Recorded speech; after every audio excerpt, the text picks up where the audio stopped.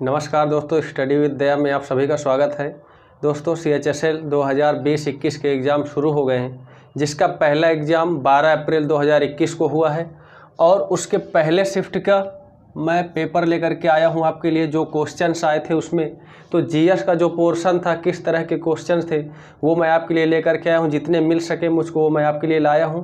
और अगर आपको भी कुछ क्वेश्चन मिलते हैं इससे जो छूट गए मुझसे, तो आप लोग कमेंट में ज़रूर दीजिएगा और आप लोग यहाँ से समझेंगे कि किस तरह के क्वेश्चन आ रहे हैं एग्ज़ाम में। इससे आप लोग अपनी आगे की प्रिपरेशन अच्छे से कर सकेंगे। तो वर्तमान में भारत के उपचुनाव आयुक्त उमेश सिन्हा को बनाया गया है, जो कि अभी हाल ही में बने हैं। 30 दिसंबर 2020 को ये उपचुनाव आयुक्त बने हैं। तो वर्तमान में भारत के उपचुनाव आयुक्त उमेश सिन्हा, जो कि 30 दिसंबर 2020 को बने हैं। दूसरा, पाथवे टू गॉड पुस्तक के लेखक कौन हैं? तो इस पुस्तक के लेखक महात्मा गांधी हैं। और महात्मा गांधी की आप लोग अन्य पुस्तकें भी देख सकते हैं, जैसे सत्य के प्रयोग, द वर्ड्स ऑफ गांधी। तीसरा था, विश्व टीबी दिवस कब मनाया जाता है? तो विश्व टीबी दिवस 24 मार्च को मनाया जाता है। और 2021 की इसकी थीम रही द क्लॉक इज टिकिंग। तो भारत से 2025 तक टीबी को ख़त्म करने का लक्ष्य रखा गया है। यानी भारत ने इसको ख़त्म करने का लक्ष्य कब तक रखा है? 2025 तक। टीबी दिवस 24 मार्च। और इसकी 2021 की थीम क्या है? The clock is ticking. Theme आप लोग याद रखिएगा, पूछ सकता है, कई बार पूछे भी जाते हैं थीम। सरयू नदी पर कौन सा शहर है? इस बार 2 नदियों से क्वेश्चन आए थे। तो सरयू नदी पर कौन सा शहर है? अयोध्या ऑप्शन में था।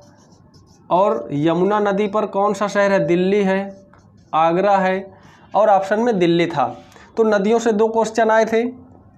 एक, सरयू नदी पर कौन सा शहर है, दूसरा यमुना नदी पर कौन सा शहर है। तो सरयू नदी अयोध्या और यमुना नदी पर दिल्ली, जो कि स्टैटिक जीके का पार्ट है, आप लोग याद कर सकते हैं उससे भी, स्टैटिक जीके से। विश्व का सबसे बड़ा तैरता हुआ सोलर पार्क कहाँ है? तो ये मध्य प्रदेश में है। ये अभी हाल ही का क्वेश्चन है, करंट का है। मध्य प्रदेश में विश्व का सबसे बड़ा सोलर पार्क तैयार किया जा रहा है। 2011 की जनगणना के अनुसार सबसे ज़्यादा साक्षरता दर वाला राज्य कौन सा है? तो 2011 की जनगणना के अनुसार सबसे ज़्यादा साक्षरता दर वाला राज्य केरल है। केरल में 93.91% साक्षरता दर रही है। वहीं बिहार में इसकी 63.82% साक्षरता दर रही है। तो सबसे ज़्यादा साक्षरता दर वाला राज्य केरल और सबसे कम साक्षरता दर वाला राज्य बिहार। अगला एक क्वेश्चन आया था, आलू का वैज्ञानिक नाम क्या है? तो आलू का वैज्ञानिक नाम सोलेनम ट्यूबरोसम, लिख देता हूँ, सोलेनम ट्यूबरोसम, ये आलू का वैज्ञानिक नाम है। आगे भी वैज्ञानिक नाम पूछ सकता है, कोई भी पक्षी के, जीव के, पौधों के, तो आप लोग वैज्ञानिक नाम भी इनके याद रखिएगा। अगला क्वेश्चन था, व्यक्तिगत सत्याग्रह के प्रथम सत्याग्रही कौन थे? तो व्यक्तिगत सत्याग्रह के प्रथम सत्याग्रही के रूप में महात्मा गांधी ने विनोबा भावे को चुना था, आचार्य विनोबा भावे। अगला था, विटामिन सी का रासायनिक नाम क्या है? तो विटामिन सी का रासायनिक नाम एस्कॉर्बिक एसिड। तो विटामिन से भी पूछे जा रहे हैं क्वेश्चन, आप लोग विटामिन से भी याद रखिएगा। इसमें सी का पूछा गया है, आगे ए, डी, ई के किसी का भी पूछ सकता है। जैसे ए का रेटिनॉल है विटामिन, बी का क्या है, विटामिन सी का क्या है, डी का क्या है, आप लोग ये याद रखिएगा। अगला, काजू की खेती के लिए कौन सी मिट्टी सर्वाधिक उपयुक्त होती है? तो इसके लिए बलुई दोमट मिट्टी, काजू की खेती के लिए सर्वाधिक उपयुक्त मिट्टी कौन सी होती है? बलुई दोमट मिट्टी। इसके बाद अगर ये ध्यान रखना भी बहुत जरूरी है, राष्ट्रीय काजू अनुसंधान केंद्र पुत्तूर कर्नाटक में है। राष्ट्रीय काजू अनुसंधान केंद्र पुत्तूर कर्नाटक। अगला 2021 में ग्रामीण विकास मंत्री नरेंद्र सिंह तोमर हैं।